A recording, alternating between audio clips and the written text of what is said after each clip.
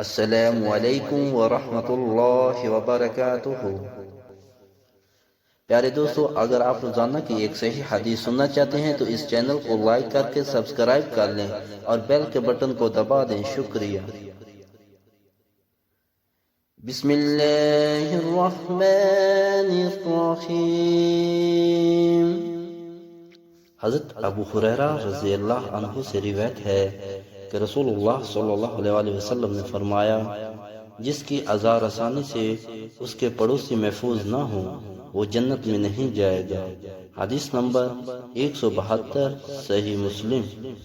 رسول اللہ صلی اللہ علیہ وسلم نے فرمایا، اس ذات کی قسم جس کے ہاتھ میں میری جان ہے، تم جب تک ایمان نہیں لاؤ گے جنت میں داخل نہیں ہو سکو گے۔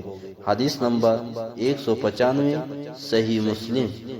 اگر ہو سکے تو ان حدیثوں کو اپنے والدین اور آقا کی ساری امت کے ایصال ثواب کے لیے زیادہ سے زیادہ شیئر کریں۔